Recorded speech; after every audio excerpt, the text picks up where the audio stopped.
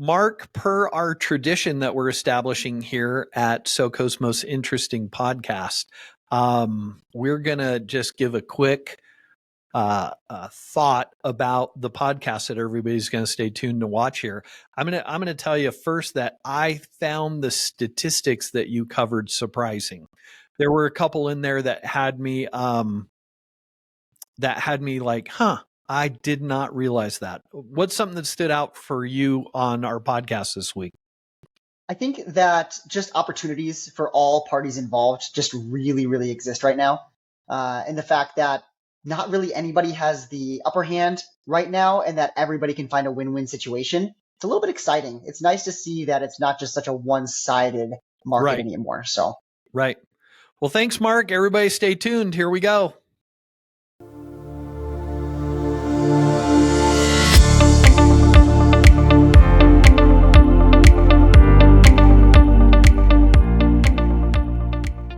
All right, ladies and gentlemen, welcome back to SoCo's Most Interesting Podcast. I am your host, Mark Ditkof, with my co-host here, Mr. Chris Bongirno. What are we doing today, Chris?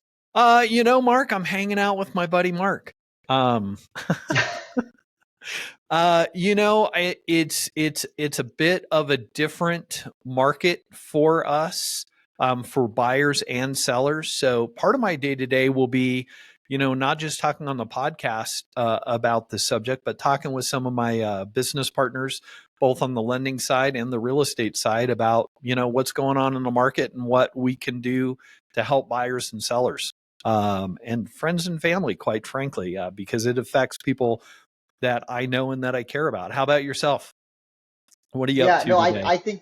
I think that this is exactly it. Is we're looking a lot into what we can do to keep this market moving. And Chris, we got a lot to talk about. It's going to be a little bit jam-packed. And so I want to make sure that let's just get into it. Let's talk about what needs to be talked about. And I think what we had said is let's have a conversation today about the numbers show that we're in a seller's market, meaning the sellers typically have the upper hand, but it doesn't feel that way.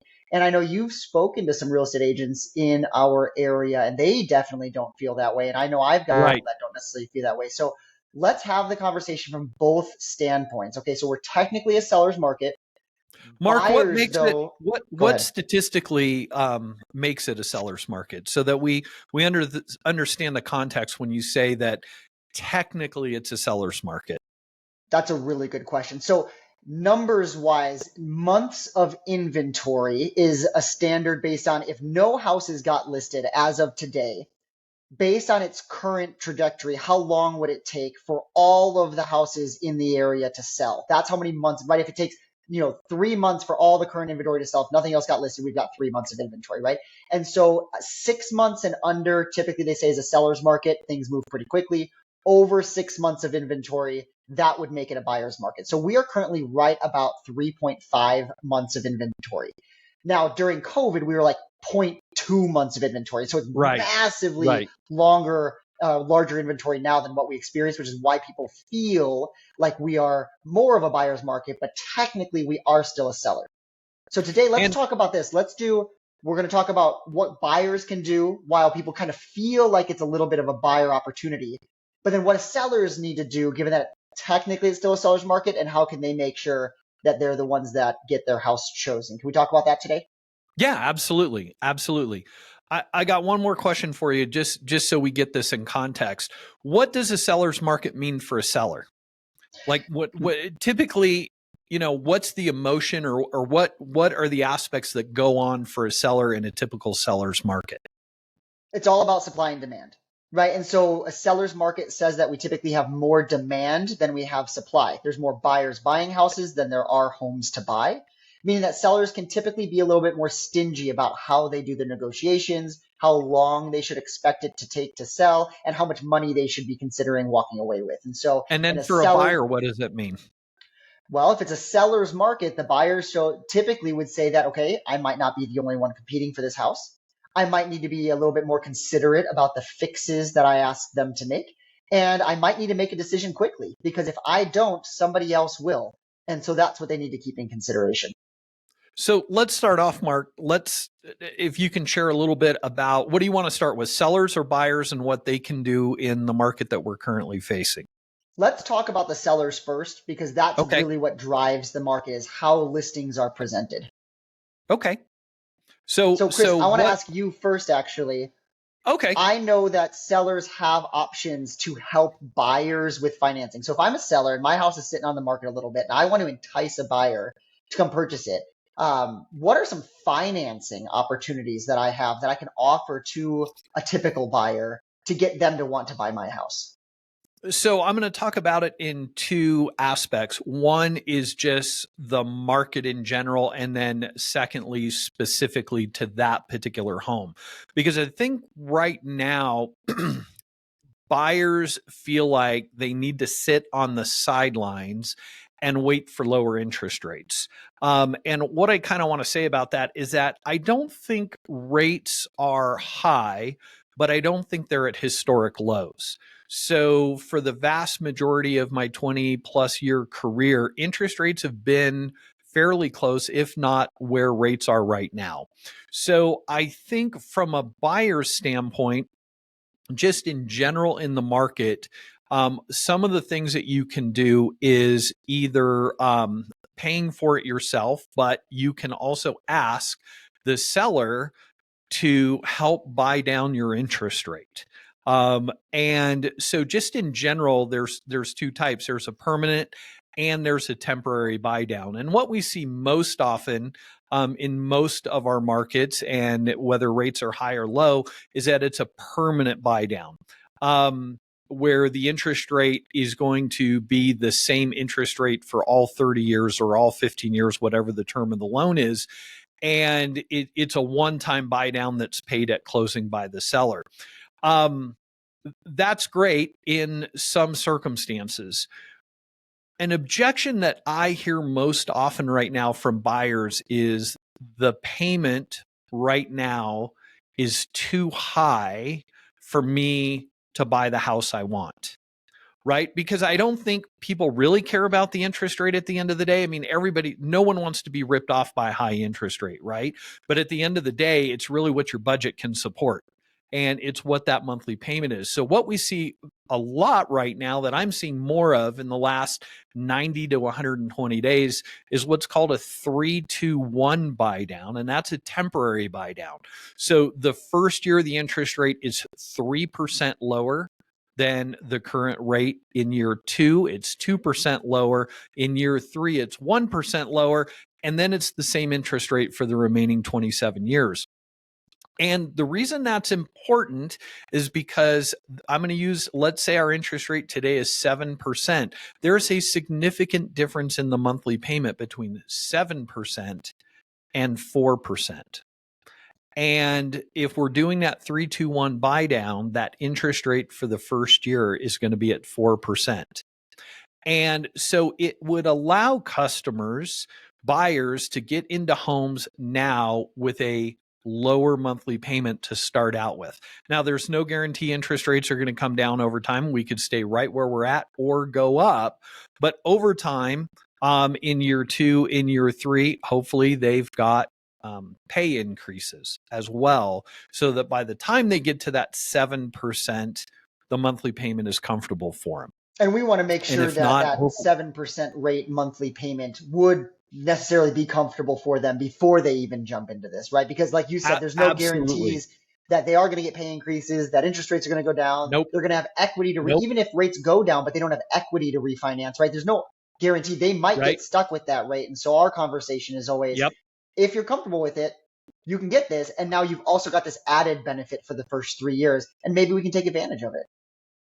Yeah, and I think that's really important that buyers have that individual conversation with their mortgage professional, because you can't take the 3-2-1 buy down and go, okay, here you go. It's good for everybody, because you have to take all those things into account. But it is a tool that's available to help people now. And the reason it's important now is because when interest rates come down, right? When interest rates come down and we switch into even more of a seller's market, because there's going to potentially be more buyers than homes for sale, so inventories get even tighter, home prices start rising and rise quickly.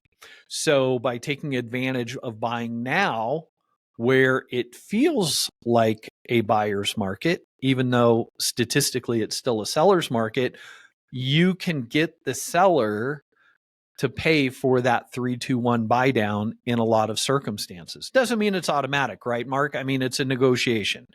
So, but that's something that a seller could actually use to drive buyers specifically to that home, and take a look at the seller advertising that, a financing concession to get you into a monthly payment you're comfortable with Yep. today. No, and that's a good idea. And I've seen it. I'm not seeing a lot of buyers agents in my experience take advantage of it, but I'm seeing more and more listings offer seller will pay concessions, seller will pay for buy down, seller will pay for whatever because they want to be the home sold. And I Sure. think that's a really powerful tool because at the end of the day, most buyers are going to make that decision, not just based on is the house right for me, but is the payment right for me. And just because they qualify Sure. for it doesn't mean that they're willing to spend that much money. So those buy downs, I think, are a really cool tool. Right. And there is an option with a 2-1 buy down or a 1-year buy down. And I think in the right circumstances, those are useful. But we're talking about right now the feeling of a buyer's market, right? So a lot of buyers are able to go in and ask for things that they wouldn't ordinarily be able to ask for, right? Because I think we both feel like there's fewer buyers right now. And so even though there's lower inventory, the sellers want to make their home as attractive as possible. And I think with that 3-2-1 buy down, the big advantage there for a buyer is you get that 4% in the first year instead of 5%. Using our example of 7%, but also that gives you a 3-year window versus a 2-year window to have wages go up or to refinance or build more equity or get a home equity line of credit. There's lots of options that gives you that extra year, and sellers may be willing to incur that extra expense, that extra financing concession to get a buyer into a 3-2-1 because they feel like it's a buyer's market in that sense, right? Is that making sense? Like emotionally, it feels like a buyer's market, but statistically, it's still a seller's market. That's right? exactly right. And that's why more sellers right now are doing the things that in the last few years they haven't had to do to prep their home for sale. And so outside of financing options, I wanted to touch on a couple of ideas of what sellers are doing or should be doing right now when buyers have options to make that home the one they choose, right? If I'm getting ready to sell my house, in years past, I'm not putting much work into it to get it sale ready. But if there's anything majorly wrong with it, I'll Right. probably consider it. But at the end of the day, I'm not repainting, I'm not doing flooring, I'm not painting the exterior, cleaning up the landscaping, any of the things that now I think are exactly the ideas to do. We've painted the interior and exterior of more homes, replaced flooring of more homes, fixed up the landscaping of more homes, and staged more homes in the last year, probably in the last 6 months, than we probably did in the last 4 years combined. Because that's what it's taking. Why is that important? Why is it important, Mark? Why do you want to do those things now versus before? Because it's a seller's market, right? So what has changed? What's the incentive for the sellers to use their resources, their extra time and money to do these things on a home? It's very obvious to me, at least recently, that buyers are being a lot more thoughtful into where they put their money. When interest rates were 2.5% or 3%, buyers really didn't care what they bought because they knew it was a good investment. And things were going up so quickly, they had to buy now, otherwise they were going to afford it tomorrow. Now things are really slowing down and buyers are being more thoughtful, right? And so they're being more thoughtful in regards to what home am I going to buy and how much work am I going to have to put into it. And so a home that has good curb appeal and feels clean and comfortable on the inside, which again, paint and flooring goes a very long way, very low cost compared to the return you get. So we're seeing a lot more of, and that's the same thing with staging, right? It's relatively low cost compared to what the stats show the sales price can be for a home that is staged. And so buyers being more thoughtful, we're talking to our sellers about, look, if we can put just a few $1,000s into this up front, it's going to get you a whole lot more than a few $1,000s out on the back end, because that buyer is going to like your house more than the one down the street that, even though it's only a few $1,000s, doesn't have these things that yours will have. Well, and buyers are more picky, right? Because they can be. They're right, exactly. Because at least what I'm finding, Mark, is buyers' attitudes have kind of changed post COVID. So during COVID, it was like, I know like 12 people are interested in that house. I'll take it the way it is. I'm not going to ask for anything, right? Because path of least resistance, hopefully they come to me because I don't want them to do anything. Now they're kind of like, I don't have to buy. I know it's a little bit slower and I'm not so much worried about a home coming on the market and disappearing.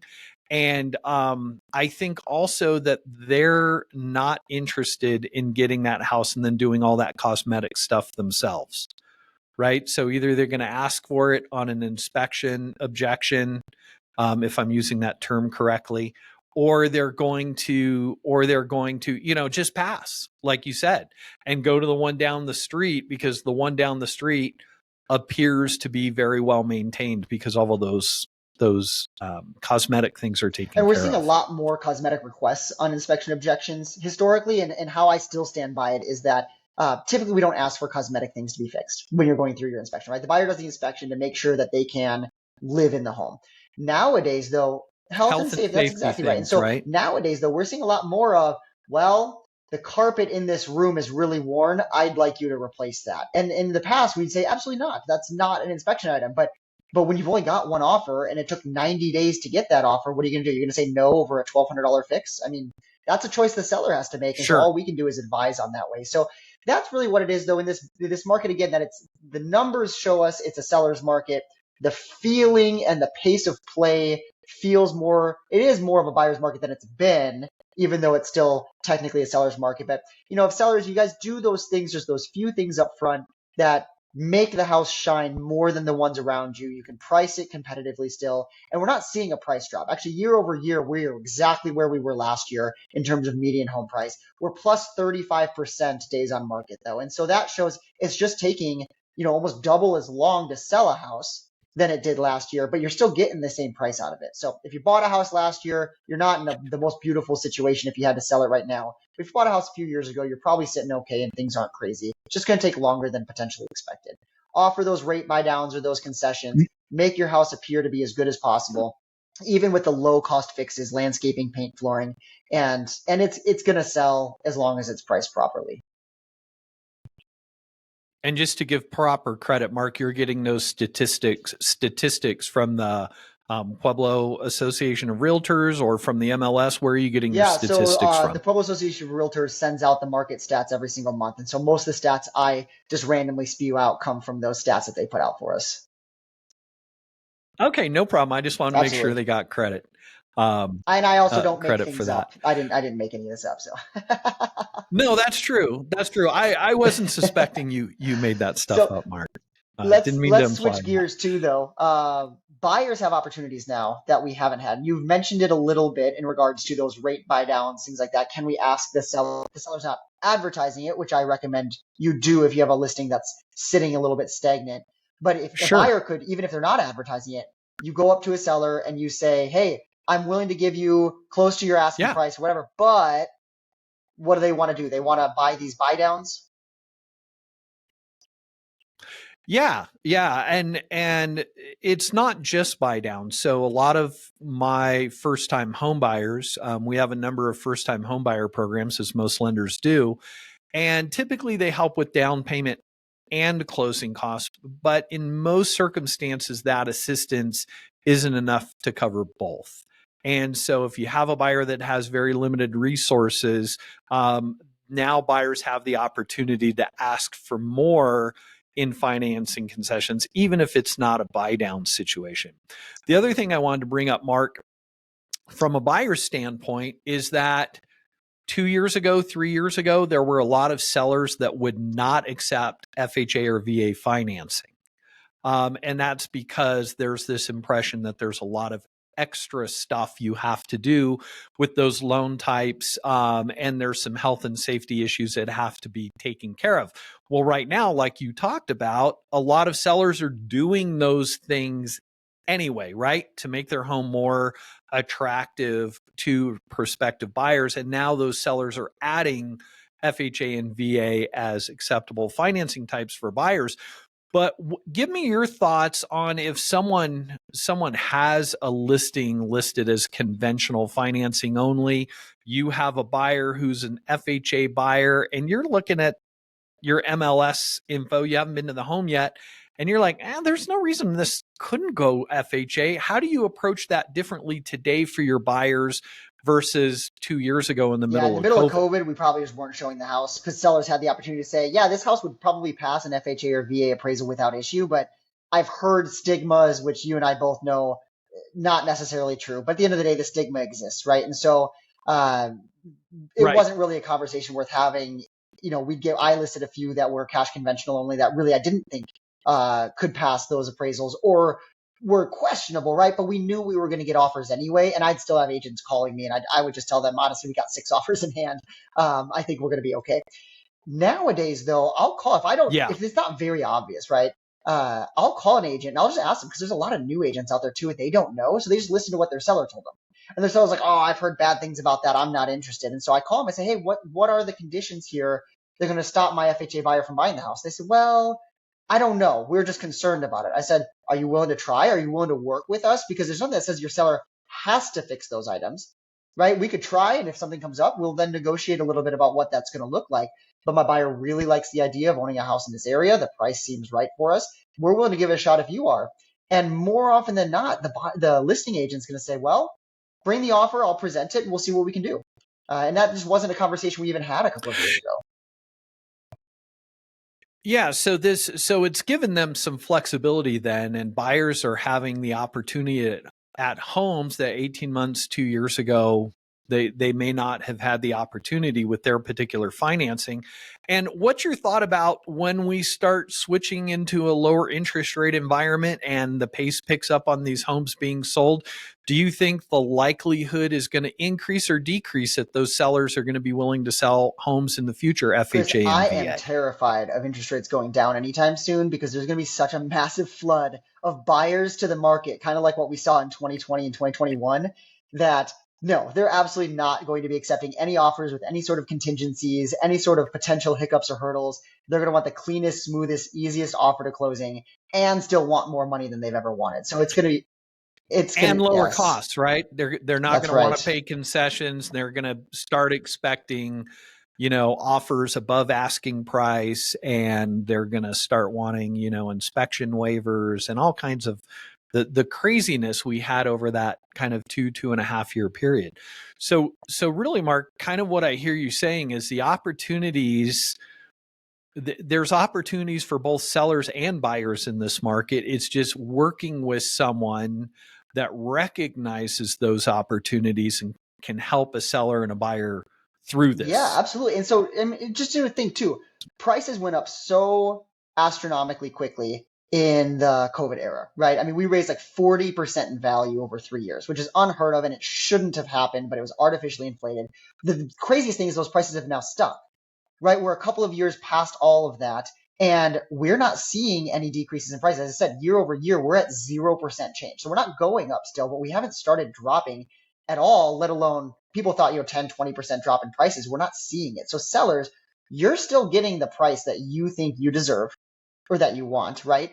Buyers now have the opportunity to come in and get an interest rate closer to where they'd like to see it with these buy down options, right? And so it's really a win-win across the board. Seller, you're getting a whole bunch of money, more than you probably deserve for this asset. You just happen to buy at the right time.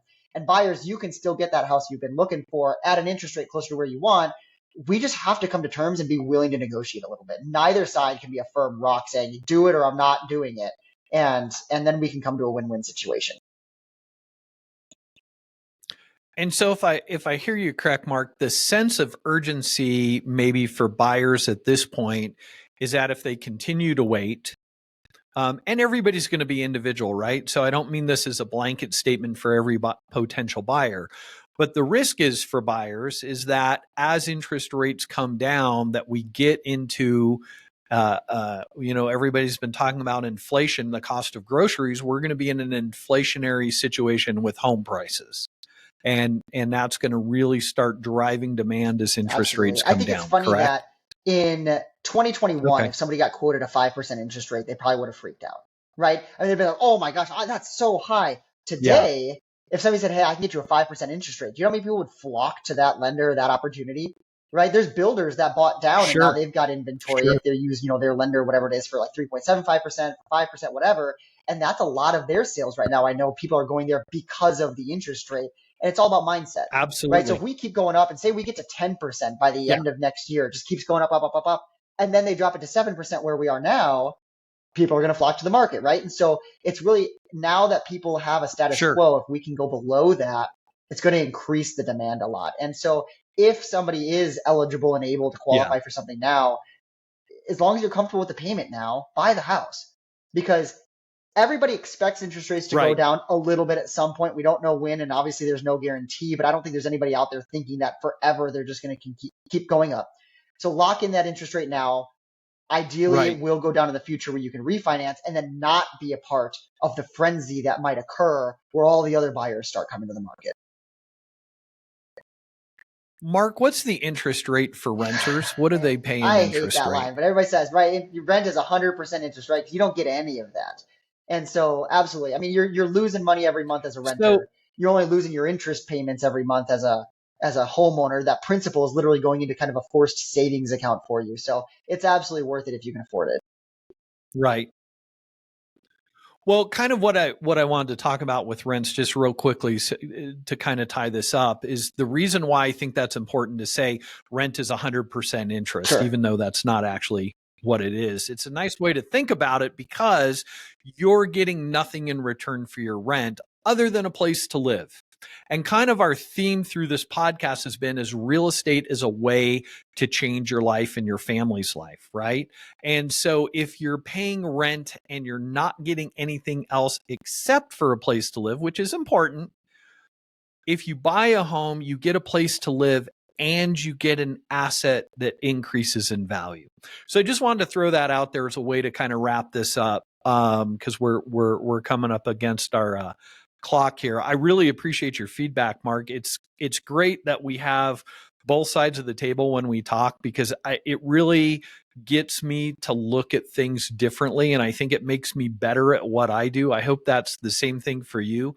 But at least for me personally, I mean, I kind of do the podcasts, I mean, quite honestly, out of self-interest. It really does help me be better at what I do. And I hope our audience and the people that get a chance to watch these find value in Yeah, it as definitely. well. And so if you guys like what we talked about today, or you have other topics you want us to talk about, definitely comment, DM us, whatever it takes to get that info in front of us. Like and subscribe to our channel. We love to see the fact that we've got a few views every week right now, Absolutely. and we're hoping to keep expanding that audience. Chris, if they wanted to follow you specifically, where do people find you? You know what? In the comments right down below, because that's the best place. With a name like Bongirno, it's easier to look at it than me to spell it out for everybody. So how about with you, Mark? Any of the Where major can everybody social find media you? platforms, just look me up at Onyx Home Group. That's Onyx with a Y. And I look forward to seeing everybody next week. Thanks, Mark. Take care, everybody.